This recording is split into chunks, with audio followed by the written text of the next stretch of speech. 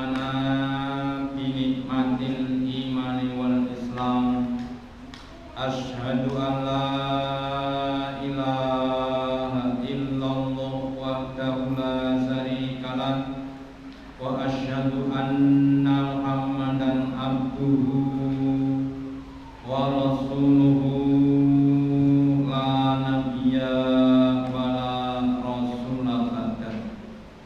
Allahumma sholli ala Muhammad wa ala ali Muhammad kama sholaita ala ali Ibrahim innaka Hamidum Majid wa barik ala Muhammad wa ala ali Muhammad kama barakta ala ali Ibrahim innaka Hamidum Majid. Qala Allahu ta'ala fi kitabihil karim. A'udzu billahi minasy syaithanir rajim. Ya ayyuhalladzina amanu ittaqullaha haqqa tuqatih wa la tamutunna illa wa antum muslimun. Bapak Ibu saudara yang dirahmati Allah Ta'ala, yang pertama dan utama, marilah kita selalu meningkatkan, menambahi kesyukuran kita, keimanan dan ketakwaan kita kepada Allah Ta'ala dengan menjalankan perintah-perintahnya dan menjauhi larangan-larangannya. Bapak Ibu saudara yang dirahmati Allah Ta'ala, hidup adalah rangkaian masalah-masalah, mulai dari masalah ekonomi, masalah kesehatan keluarga, termasuk masalah keamanan, termasuk masalah keselamatan. Dan Islam sebagai agama yang syamil, agama yang kamil, agama yang lengkap dan sempurna. Lengkap itu artinya semuanya ada, semuanya diurus. Dan kamil adalah yang sempurna, artinya dapat memberikan solusi dalam menghadapi berbagai macam problema hidup dengan kualitas yang baik. Maka sebagian dari masalah yang kita hadapi adalah ketakutan.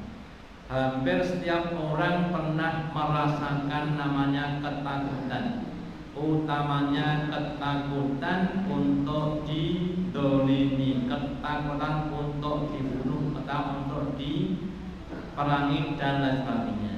Maka sudah menjadi watak sifat manusia adalah untuk menyelamatkan diri dari berbagai macam perkara-perkara yang menampakkan pada dirinya. Maka Allah Ta'ala menjelaskan di dalam Al-Quran bagaimana cara kita untuk menyelamatkan diri dari hal-hal yang menakutkan, dari hal-hal yang dapat menjadikan kita hidupnya tidak baik.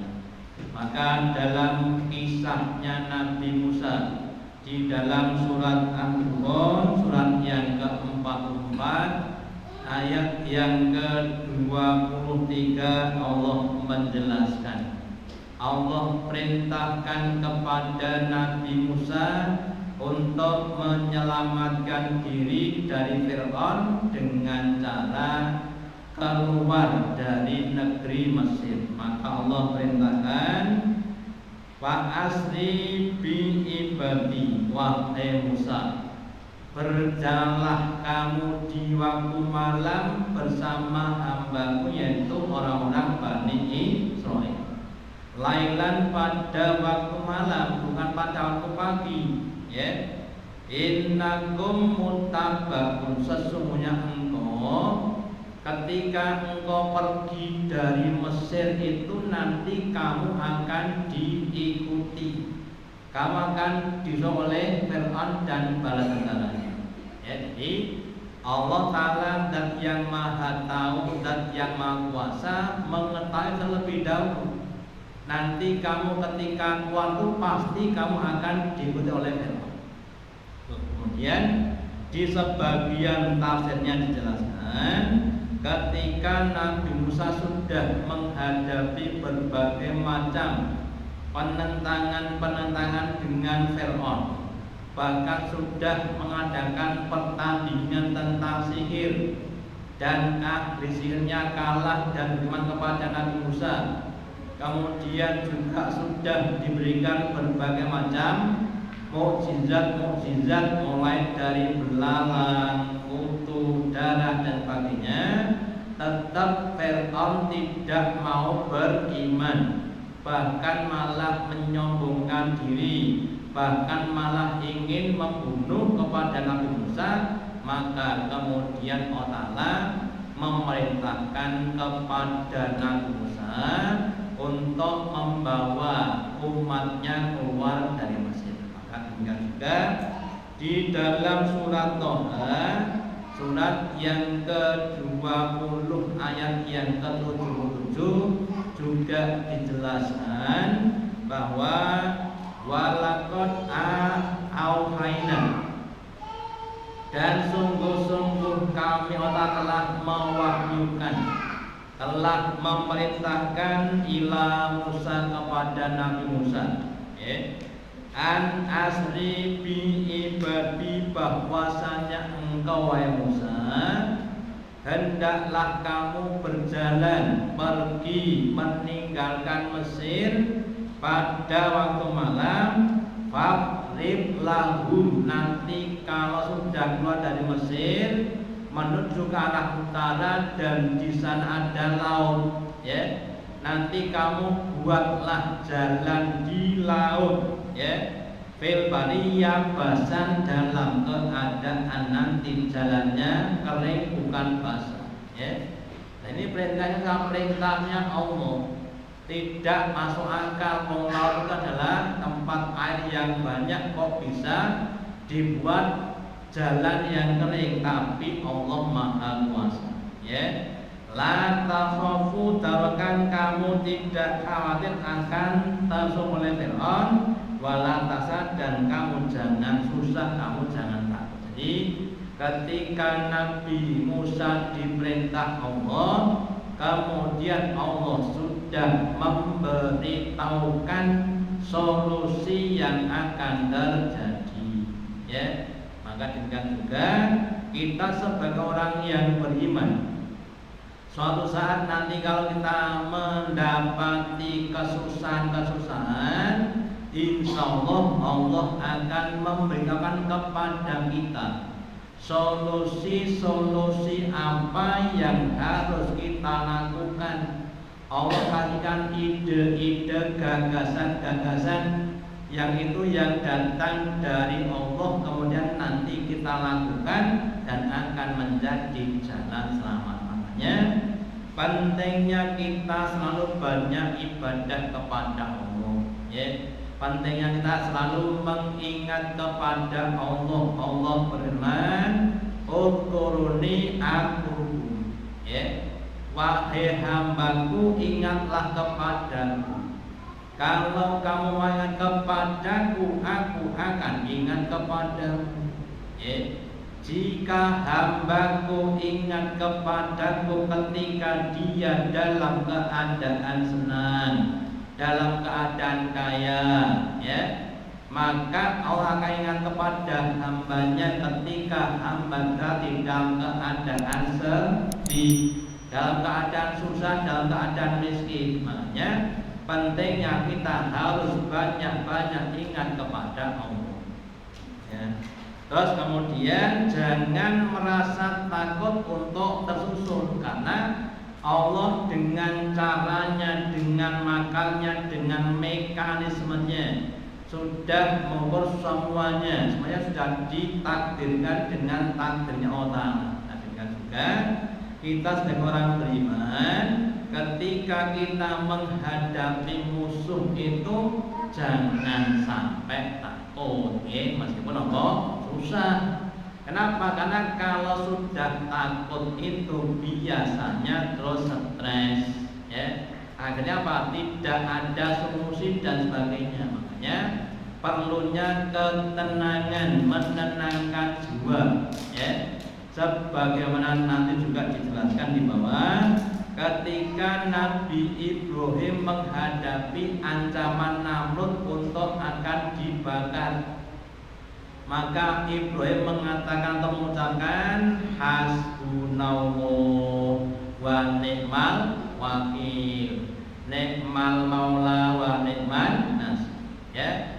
Hasbunallah mencukupi bagiku Allah, wa ni'mal wakil Allah itu senikmat-nikmatnya wakil, senikmat-nikmatnya pembela yang mampu membela kepada hamba-hambanya dengan cara apa dia bisa, Kemudian nikmal maula wa nikman nasir, Allah dan zat yang senikmat-nikmatnya wakil dan senikmat-nikmatnya penolong. Itu adalah salah satu ucapan doa permohonan yang pantas, yang afdol kita lakukan ketika kita dalam keadaan takut, utamanya takut kepada musuh. Hanya monggo terus diamalkan, Kemudian ketika kita menghadapi musuh, maka ada kebolehan penghalang dalam berbohong. Dalam sebuah hadisnya Nabi bersabda, la yaqul kadhiba illa fi salatin, tidak boleh berbohong kecuali dalam 3 hal.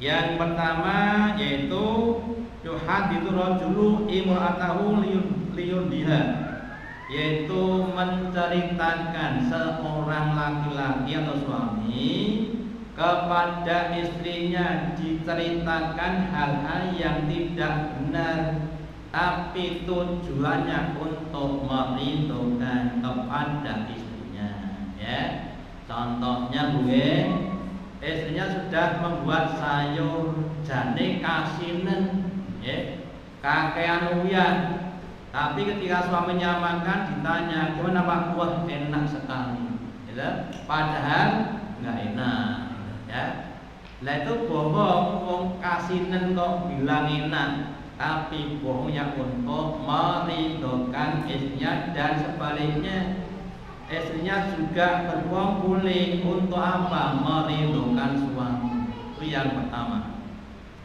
Yang kedua yaitu wal kadhiba fil harbi, bohong dalam peperangan dengan musuh itu boleh, Jadi cara yang kedua menghadapi ketakutan utamanya kepada musuh adalah berbohong. Berbohong kepada musuh, jangan sampai kita dizolimin, jangan sampai kita dibunuh. Jadi diperbolehkan untuk berbohong dalam hal perang, utamanya menghadapi musuh. Dan yang ketiga adalah wal kadhiba lislika bainan nasi, yaitu berbohong untuk mendamaikan dua orang yang sedang berselisih, sedang bertengkar, dan dibolehkan untuk berbohong. Lah kaitannya dengan musuh tadi, jadi dalam menghadapi musuh itu kita dibolehkan untuk berbohong supaya musuh tidak membunuh kita, tidak menyerang dan sebagainya. Jadi yang kedua bolehnya berbohong. Kemudian Ibnu Al-Jauzi menjelaskan sebagai berikut bahwa ketentuan dibolehkannya berbohong itu kalau tujuannya adalah tujuan yang mulia, yang tidak mungkin terwujud kecuali dengan bohong, maka boleh untuk berbohong. Contoh, orang yang ingin mendamaikan saudaranya yang sedang berselingkuh itu kan suatu hal yang mulia. Wa aslihu bainan nas, ya. Tapi kadang-kadang kalau tidak dibohongi orang yang diislahkan tidak mau, maka perlu dibohongi. Si A sedang berseru dengan si B, keduanya sama-sama antos antinya, ya. Terus kita bilang sama si A, kenapa? Itu si B loh, mau baikkan sama kamu, dia kemarin tempat saya, padahal tidak. Ya, kita buat cerita saja. Kita ngomong kepada David juga begitu, ya. Yang akhirnya dengan kebohongan kita kepada Adam ini, terus kemudian menjadi Islam di pencapaian tujuan yang utama yang tidak bisa tercapai karena tidak bohong, maka diperbolehkan untuk bohong, ya. Tetapi kalau bohongnya untuk merugikan pada orang lain itu tidak boleh. Jadi kembali cara yang kedua tadi adalah untuk bohong. Kemudian yang berikutnya yang namanya orang yang sedang bermusuhan, yang namanya orang yang sedang berperang. Setiap pihak tentunya ingin memenangkan dengan pihak yang lain. Ya, sekarang contohnya ya sedang ngetren negara Rusia dan negara Ukraina, ya. Negara Rusia mesti ingin supaya menang dengan Ukraina dan sebaliknya. Ukraina maunya menang dengan pada Rusia. Nah, maka di dalam usaha memenangkan dengan musuh dalam peperangan, maka setiap pihak pasti membuat namanya tipu daya, ya, membuat makar cara bagaimana supaya bisa memenangkan. Maka dalam sebuah hadisnya Nabi bersabda bahwa al-harbu adalah khot'atu, bahwa perang itu adalah tipu daya. Nah, kembali kepada kisahnya Nabi Musa, nanti juga begitu, ya. Dalam hal ketika Nabi Muhammad mau hijrah juga begitu. Dari Mekah ke Madinah itu kan arahnya ke barat utara atau barat laut, ya. Tapi Nabi ke timur dulu, bukan langsung ke barat, ya. Ke timur dulu namanya strategi, namanya tipu daya, ya. Nah, demikian juga nanti dengan yang lain. Yang tadi, kalau dalam peperangan memang diperbolehkan membuat tipu daya, karena dengan tipu daya diharapkan kita bisa memenangkan peperangan dengan tanpa banyak berkorban, dan itu sudah lazim dilakukan oleh semua pihak, utamanya pihak yang berperang dengan pihak lain. Kemudian pertolongan akan dekat di sebagian yang harus kita yakini adalah nasru minallah atau pertolongan dari Allah. Allah akan menolong kepada hambanya di saat-saat yang tepat menurut perhitungan Allah. Dan kadang-kadang Allah itu akan menguji dulu sejauh mana kesungguhan hambanya, ya. Pernah saja pada zaman Rasulullah, ketika Rasul dan sahabat sedang diembargo oleh orang kafir kurang lebih 2,5 tahun di suatu lembah yang tidak boleh berhubungan dengan orang kafir, nggak boleh berdagang, sehingga bahan makannya sudah sama habis, yang mereka banyak yang makan daun-daun kurma dan sebagainya. Sebagian malah ada yang maaf saja BAB pakai seperti kotoran kambing dan sebagainya, sangat-sangat menyedihkan, ya. Sampai sahabat bertanya kepada Rasulullah, ya, untuk minta kepada Allah Ta'ala. Padahal ada baru diuji. Namanya kita juga begitu, kita akan diuji Allah sampai titik-titik tertentu yang untuk menunjukkan kesungguhan kita. Kalau sudah sampai titik tertentu seperti Nabi Ibrahim, maka akan ditolong Allah Ta'ala. Jadi kita harus yakin dengan adanya nasrul minallah atau pertolongan dari Allah. Kemudian di surat Al-Baqarah surat yang kedua ayat 214 Allah berfirman, Am hasibtum wahai orang-orang yang beriman, apakah kamu merasa sudah masuk ke dalam surga?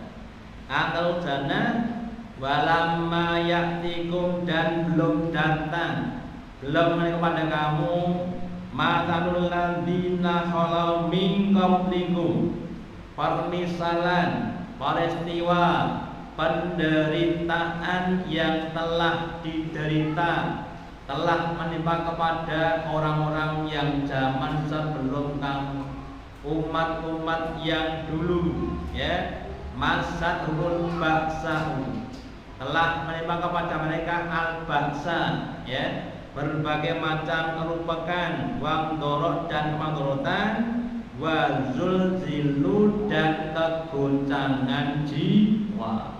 Saking dasarnya fitnah sampai jiwanya bergoyang, sebagaimana yang mungkin kita lihat saudara di Uighur, ya. Maka saudara di sana itu sampai disiang dengan berbagai macam siksaan, termasuk dicuci otaknya, ya.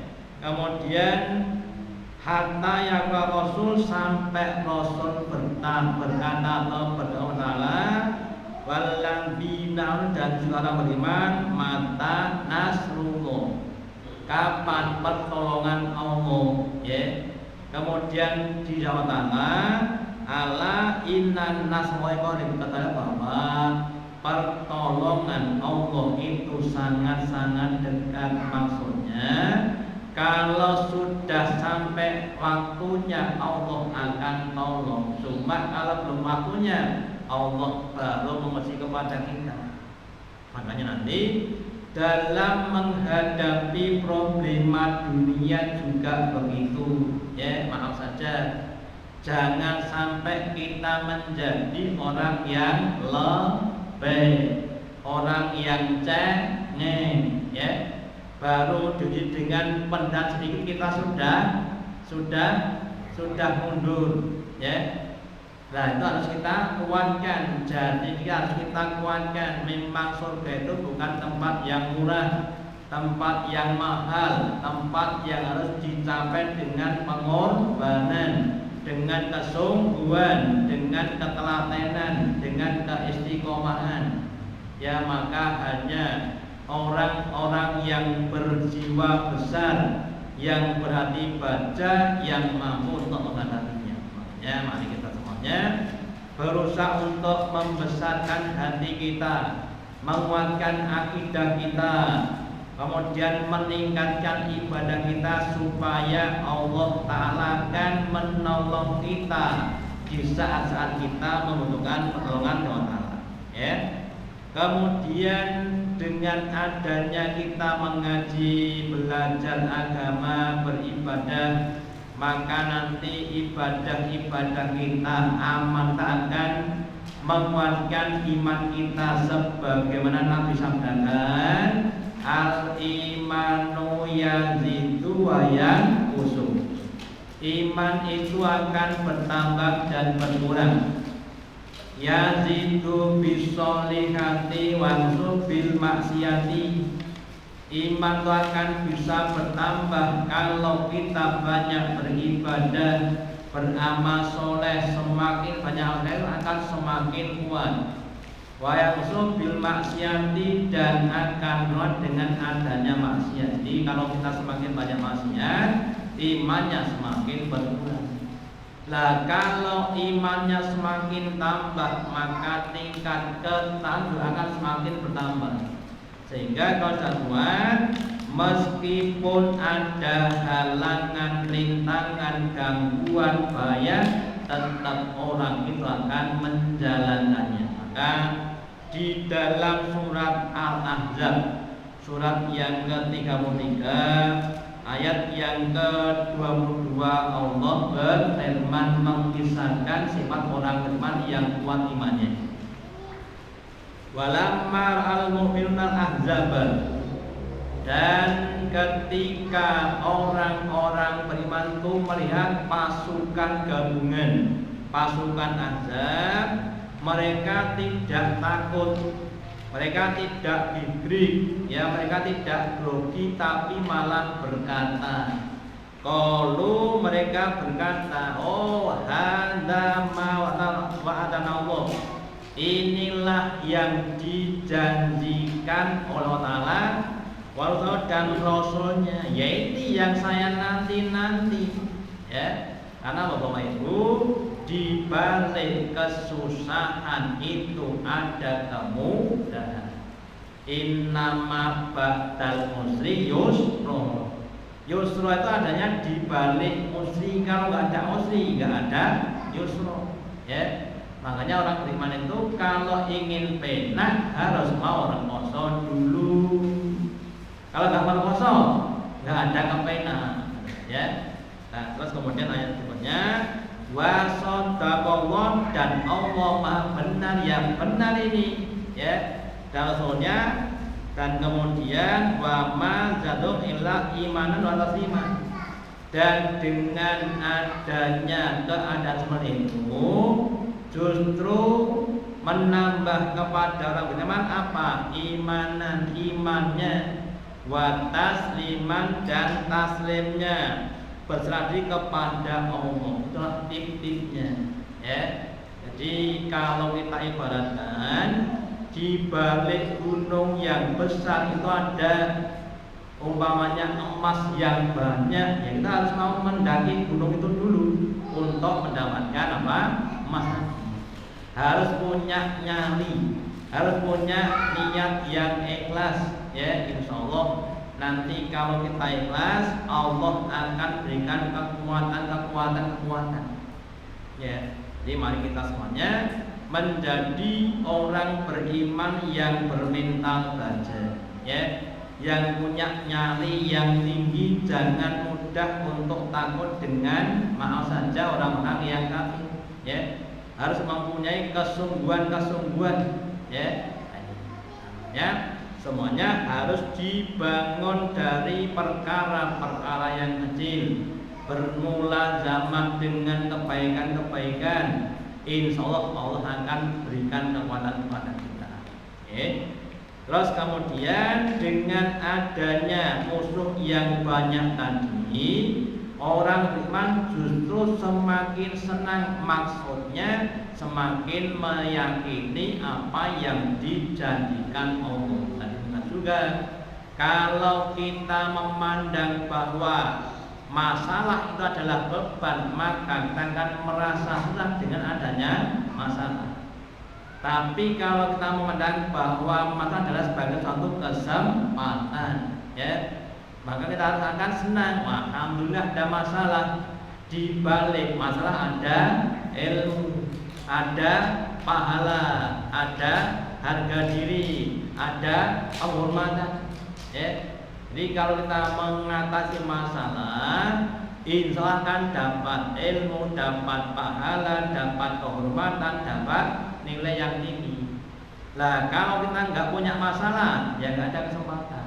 Ya, makanya memang hidup adalah rangkaian masalah, ya. Dan kemudian kita sebagai orang beriman, dalam berbagai macam peperangan dimanapun orang itu tidak mengandalkan selain Allah, entah itu peralatan dan sebagainya, tapi yang diandalkan adalah pertolongan dari Allah. Dalam perang Badar, Nabi kita dan sahabat jumlahnya 313 menghadapi orang kafir yang jumlah 3.500.000, tapi Allah Ta'ala menangkan, ya. Kenapa? Karena nasr minallah. Jadi mari kita andalkan, yang kita andalkan adalah pertolongan dari Allah Ta'ala, dan pertolongan diberikan kepada hamba-hambanya yang mau menolong kepada agama Allah Ta'ala. Pentingnya kita menolong kepada agama Allah dengan cara kita pelajari, kita hayati, kita amalkan, kita tabligkan, ya, dengan tekun, nggak usah ngapunten, ya. Kadang-kadang ya sok datang, sok tidak. Kalau bisa di istiqomah, karena ada suatu ujian kepada kita, ya. Lah kalau kita menolong kepada agama Allah, insya Allah Allah akan menolong kepada kita dengan berbagai macam caranya, ya. Terus kemudian orang-orang kafir itu akan selalu membuat makan. Walan tardo angkal Yahudi walan Nasoro hatta tatabi'a millatahu. Tidak akan ridho kepadamu wahai orang beriman. Siapa yang akan ridho? Orang-orang Yahudi dan Nasrani, ya.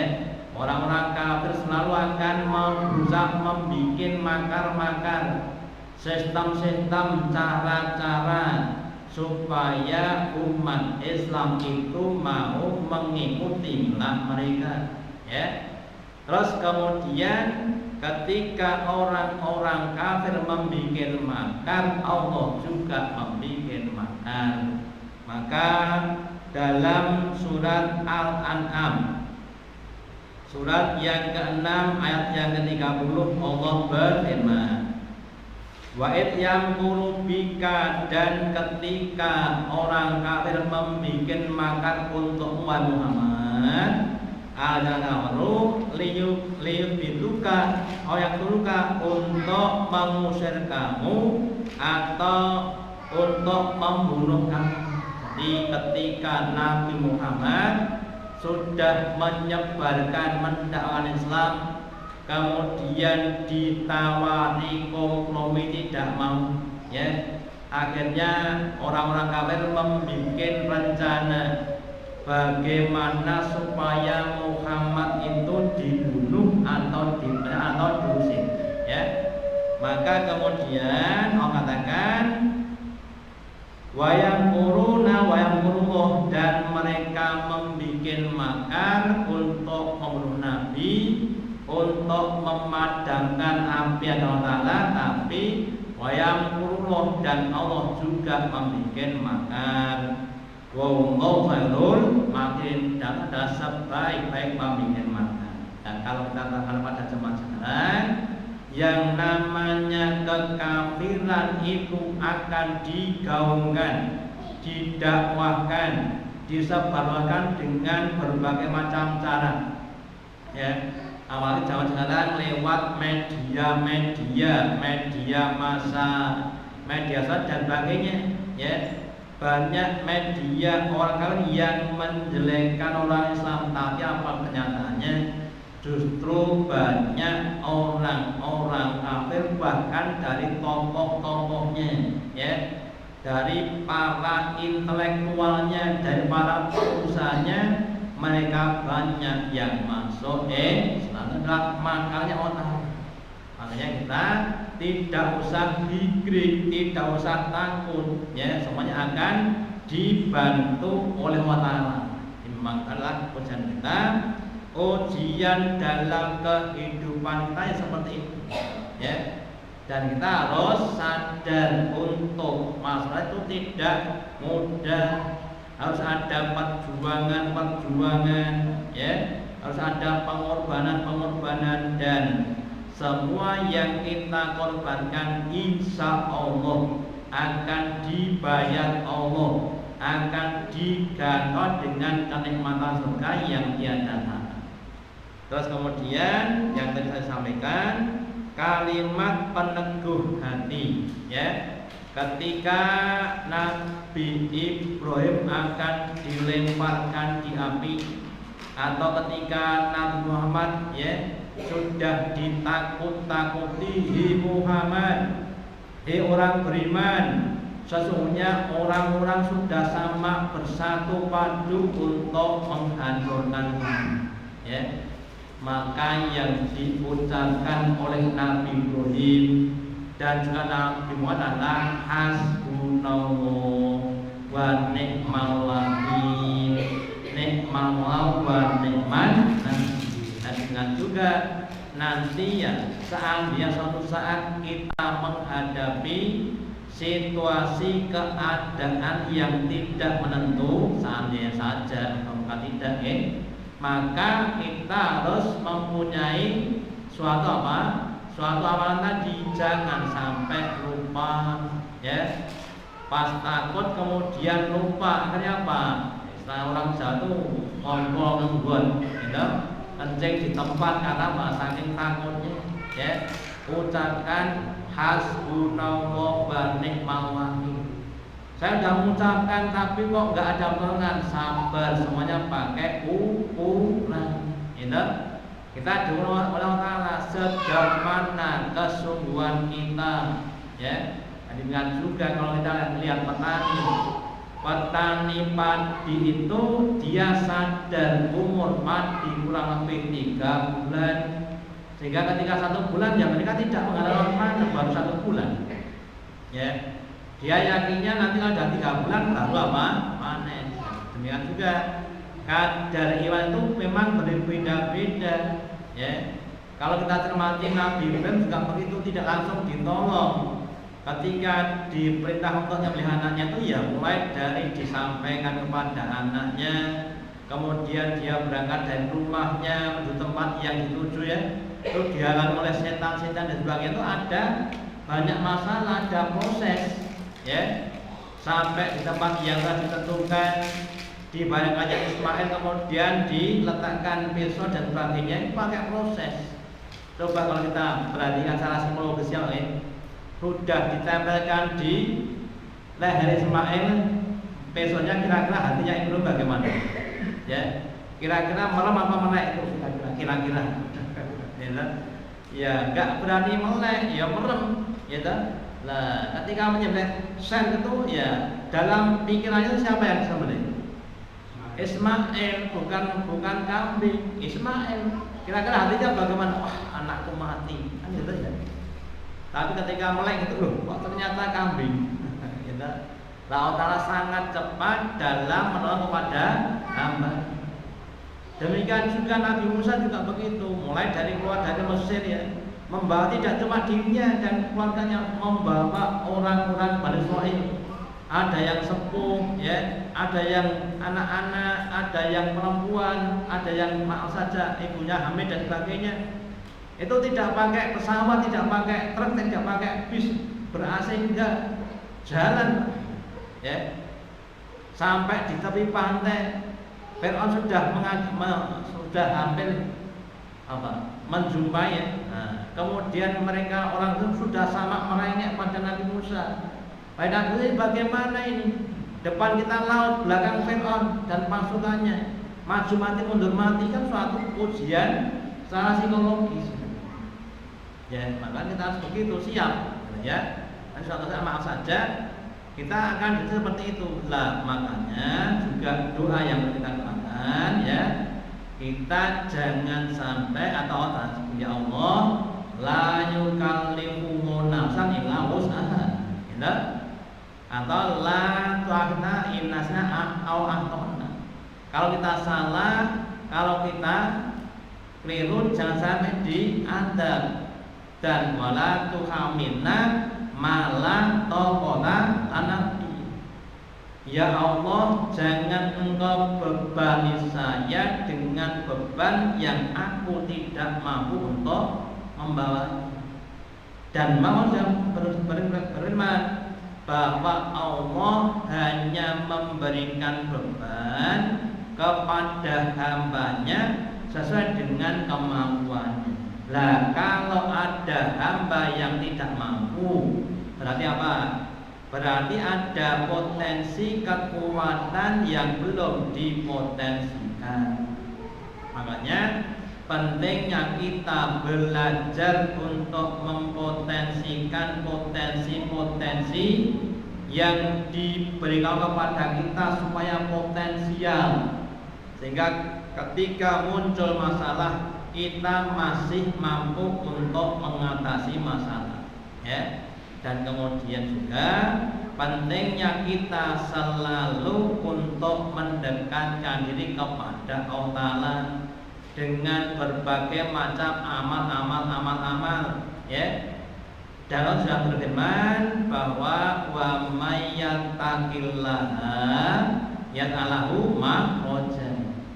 Barang siapa yang bertakwa kepada Allah, maka Allah akan berikan makhrajan, jalan keluar dari setiap masalah yang dihadapi. Wa yarzuqhu min haitsu la yahtasib.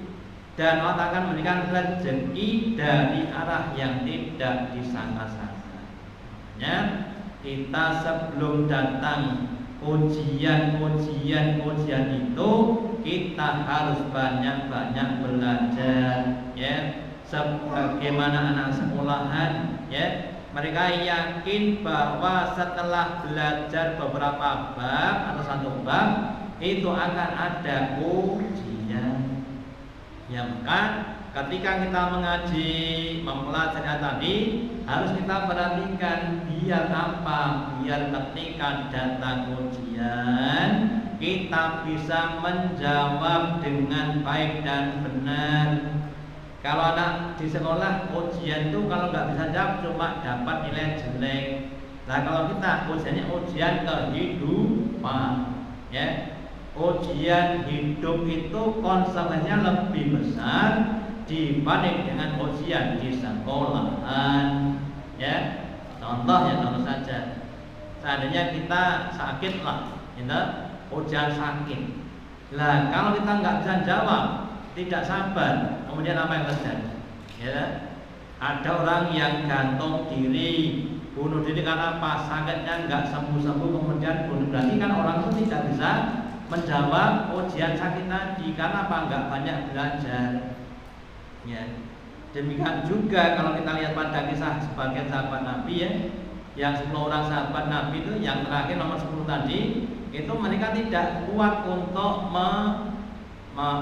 menjawab atau menyelesaikan ujian pertanyaan ataupun ketetapan dari orang kafir. Kenapa? Karena dia ikut kafir. Nah, makanya semoga kita semua Bapak Ibu diberikan keteguhan jiwa oleh Allah Ta'ala, ya, diberikan kemampuan, kekuatan untuk menghadapi setiap ujian fitnah-fitnah yang ada pada kita, dan semoga Allah Ta'ala menolong kepada kita dalam menghadapi berbagai macam ujian hidup. Dan sebagian doa yang mungkin perlu kita doakan adalah Allahumma inni a'udzubika min fitnatil mahya wal mamat. Ya Allah, aku minta lindung kepadamu dari fitnah hidup dan fitnah mati, sebagaimana yang sudah kita baca setiap kita hal pada rakaat pada itu tahiyat. Semoga Allah memberikan kepahaman dan memberikan keistiqomahan sampai akhir hayat. Demikian yang dapat saya sampaikan, semoga ada manfaatnya. Allahumma taqabbal minna innaka antas samiul alim wa tub alaina innaka antat tawwabur rahim. Kita akhiri dengan doa majelis. Subhanaka wa bihamdika asyhadu an la ilaha illa anta astaghfiruka. Wassalamualaikum warahmatullahi wabarakatuh.